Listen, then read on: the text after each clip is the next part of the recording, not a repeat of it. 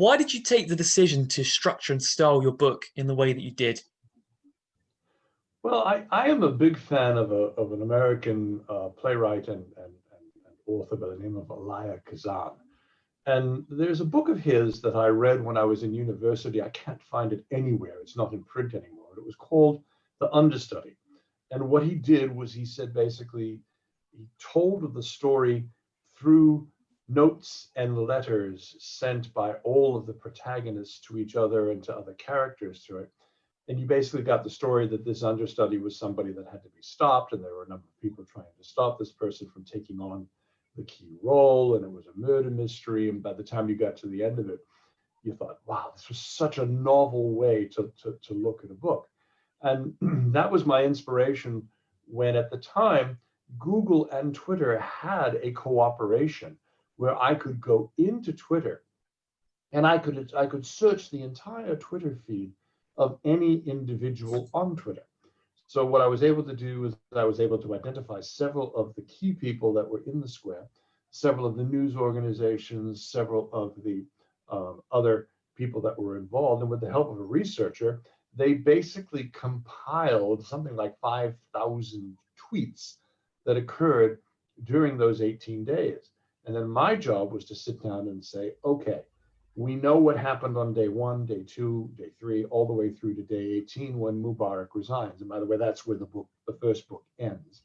And each group had a stake in what was going on, whether it was the Obama administration and the US government or the EU government or what was happening in the Middle East or with various media outlets like CNN and Al Jazeera and others.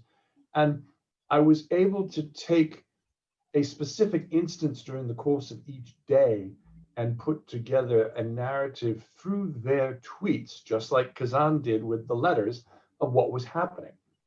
So by the time you got to the end of the 18 days, you had a clear picture of what each group was thinking at the time it was happening.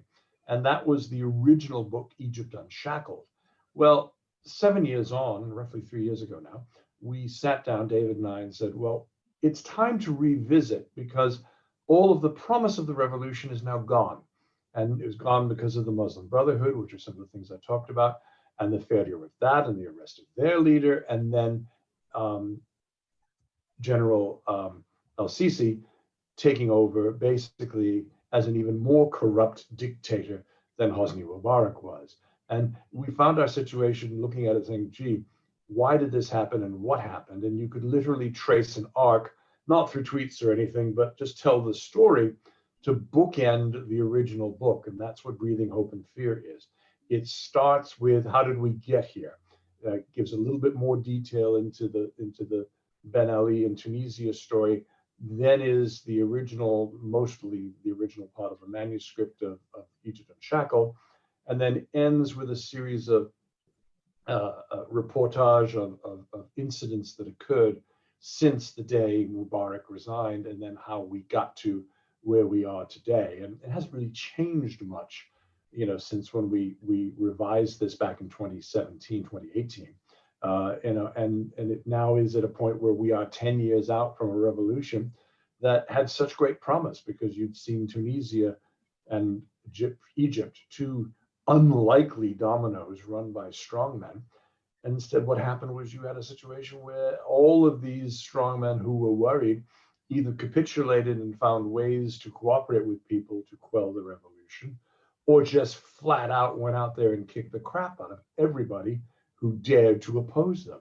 So it was an interesting time, lots of promise, but the promise was never fulfilled.